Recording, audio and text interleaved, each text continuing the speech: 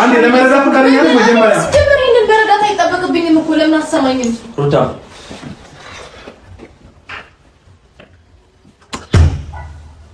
አልገባኝም። ምንድነው እያደረጋችሁ ያላችሁት? ቆይ እኔ ህይወት ውስጥ መቀለድ አቤት ውስጥ ነበራችሁ ወይ?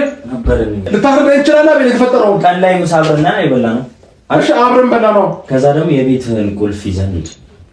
ከዛ ይሄንን ነገር አድርገን ከመኪናው ውስጥ ቁልፍ አንስታችሁ የሰጣችሁ ለእሷ እናንተ ናችሁ? አዎ እኛ አብረን ነበርን። ምንም ነገር እንደማይፈጠር አውቀን ነው ይሄንን ነገር። ምን ማለት ነው ምንም ነገር እንዳይፈጠር? በቃ ካሜራ እዛ ጋር አለ። ይሄን ካሜራ አለ። በቃ አንተ የሆነ ነገር ፈተናዎች በቃ ያለውን ነገር እንትን ለማለት ነው። በቃ ምን ለማድረግ ነው?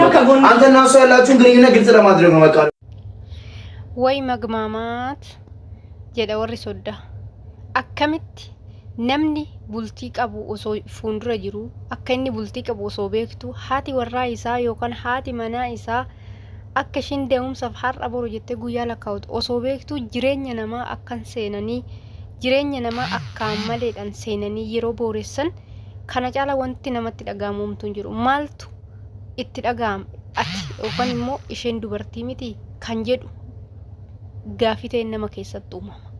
Ashama harka fuudhe kabajamtoota jaalatamtoota koo bakka jirtanitti nagaa waaqayyo isinii haa baay'atu. Mana koo foorraa taatan subscribe godhaa, like godhaa na waliin turaa isiniin jedha. Egaa guyyaa har'aa hundumti keessanuu wanta jiru agartanii yookaan immoo wanta raawwatee mana Abrishitti hundi keessan laaltanii daawwachaa turtan jechuudha. Kanarratti yaadumti addatti kenname yookaan immoo yaada gaariidha jedhamee kennamu yoomiyyuu yookaan immoo homtuyyuu jira jedhee yaadu. Sababni isaa har'as ta'ee boru gara fuulduraattis yeroo kamiyyuu jireenya yookaan immoo bultii Abrishii fi Ruutaa keessatti abidda baatee kan deemu bishaan gatee abidda baatee kan deemu hermeelladha jechuudha. Dhugaa dubbachuudhaaf hermeelladha jechuudha. Sababni isaa akkamitti odoo ijaan agartu odoo fillafiitii ishii hunduu jiru odoo uummanni jireenya namaa keessaa bahi bultii namaa keessaa bahi jedhuuni jireenya namaa diiguu jechuun kuni seeran nama gaafachiisa. Abrishi baazawee namoonni tokko koomentii irratti wanta hedduu jechaanii turtani wanta hedduu jettuuni Abrish garuu waan akkasii isa miidhaa jiru yookaan immoo waan akkasii isa dhiphisaa jiru gara laafummaa isaati, hillumtaa qabaachuu isaati. Gara laafummaan kun isa hin fayyadu, isa miidha malee jireenya isaa hin ijaaru, ni diiga malee. Amma mee saatii kanatti iddoo kanatti maaltu namatti dhaga'ama? Bakka bahi jedhamtee jireenya namaa keessa bahi erga jedhamtee wuci katabalchu wuci.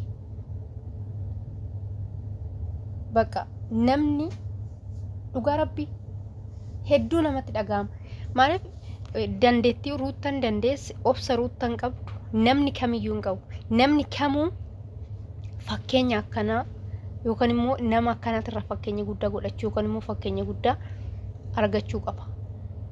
Yookaan Ruutaa tanarraa fakkeenya guddaa barachuu qabu, barumsa guddaa dhugaa rabbiitti jechuudha. Sababni isaa ji'a tokko jettee haga ammaa isa duuba deemtee jireenya ishiitiif tidaarii yookaan immoo bultii isaanii balaa irraa ittisuuf tattaafachaa turte. Gidduu kana keessa garuu hermeellan dhufte. Gaafa jalqaba dhuftu 400K kabajeef jedhamee shiweel jedhamee irra ture. Har'as borus jireenya koo keessaa bay Abrishoo bay naan jedhe malee hin ba'u. Bay bakka akka hoolaa haliilan asiin dhufti. Namni dubartii ta'ee dubartii irratti jireenya namaa booressuun waan akkasii natti fakkaatu. Kanaafuu goddanyoonni zuuraa Abrishiirta yookaan immoo naannoo Abrishiirtan hundi keessan nama tokko lama yoo ta'een alatti namni walitti dhufeenya yookaan walitti deebii Ruutaa fi Abrish barbaadu hin jirtan. Dhugaama dubbatanii waan bakka namatti lixxee buluu wayyaa jechuudha. Sababni isaa bakka amma hiriyoota Abrishi kan akkana godhe ofii gaada keessa ta'aniiti waan akkana raawwatu jechuudha. Bakka kuni amma maal jedhama ishee akkam namatti dhaga'ama? akkam nama gaddisiisa. Ani ruutatti ilaalu amoofees yoo fattanan mana algaatitti dhiiraaf dubartitti qollofanii kafattanuu jechuun in ulfaata.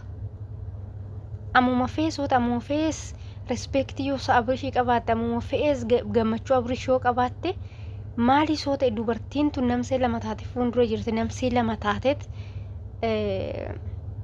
isa wajjin arra bureetti taaggalaa jirti ta'uu hin qabu ture. Never ta'uu hin qabu ture. Amma kinu mee maaltu isinitti dhagahame viidiyoo kanarratti mee maaltu isinitti jireenya nama hona yookaan immoo startedhanii jireenyuma nama booressu. Jireenyuma nama booressuudhaaf kan kutatan malee namni tokko abrishii fi ruutaa walitti makamuu yookaan abrishii fi ruutaa walitti dhufeenya yookaan wajjin jireenya isaanii namni barbaadan takkittiin hin jirtan as keessa jechuudha. Takkittiin hin jirtan. Sabdhiifama. Sababni isaa dhuguma odoo abrishii yaaddanii dhuguma odoo abrishii fi ruutaan akka tokko ta'an barbaadanii dhuguma osoo abrishii fi ruutaan jireenyi isaanii akka tokko ta'u ilmoon isaanii bakka tokko haadhaaf abbaa dheettee akka guddatu osoo barbaadanii abbaan Hermeellaa jireenya abrishitti fiddan jireenya abrish keessaa baastan. Abbaan Hermeellaa fiddan honettanii bahi jireenya isaanii keessattanii baastan. Isin garuu qaaqa caawwataa taphattan. Cubbuun isin hin qabu. Cubbuun isin hin qabu. Dhugaa Rabbii cubbuun isin hin qabu. Baay'een gadda. Baay'ee. So waan akkanaa godhuun yoomiyyuu faayidaa hin qabu jireenya namaa diiguu. Dhiphina namaatti dabaluu jireenya namaa adda fageessuudhaaf lafa qotuu ofii keessanii miidiyaa guddifachuudhaaf malee faayidaa abrishii fi ruuttaadha argamsiistan yookaan immoo faayidaa abrishii fi ruuttaati jedhee hin amanu never. Dubbiidhuma yoo baastan abbaan Hermeellaa jireenya isaaniitti fiddan jireenya isaanii keessaa baasa. Dhuguma dubbachuudhaaf ta'e. Abbaan abrish fidde abbaan jireenya abrishitti Hermeellaa fiddan baasaa as keessa. Akkana yoo ta'e malee ruuttanis jireenya ishiitti boqonnaan argattu. Abrishiinis boqonnaadhaan hin jiraatu. Ilmoo isaaniitis waliin guddifachuu hin barbaadan. Yookaan ilmoo isaaniitis waliin guddifachuu hin danda'amu akkanatti jechuudha. So please warri jireenya namaatiif jireenya namaa diiguudhaan lafa qottan warri jireenya namaa adda baasuudhaaf ajandaa barbaadaa oltanii bultan jireenya namaa keessaa bahaa. Yoo dandeessan jireenya namaa keessaa bahaa. Please. Ani kanuma siniin jedha wanna biraa wanna takka wanna siniin jedhu hin qabu. Kanaaf yaa Buruuk yaa Abeelaa yaa Maadirishino hundi keessan jireenya isaanii keessaa ba'a. Maaliif ruutaan dubbatteerti isin gammachiisa jireenya akkanaa gammachuu argattu boqonnaa itti argattu aara galfii argattu jireenya akkanaatti waan akkanaa seentanii jetteerti. Garuu eenyumtuuyyuu deebii akkanaa yookaan immoo waan akkanaa jedhee namni deebiseef hin jiru. So please yoo dandeessan amiroon keessa yoo sin dandeessise waan akkanaa dhiisa. Inni ilma dhiirati. Inni yoo garaa sin nyaachuu baate micayyoon tun garaa sinaa nyaattu. Dhugaa dubbachuudhaaf. So waan akkasiin isiniin jedha hordoftoota kabajamtoota koo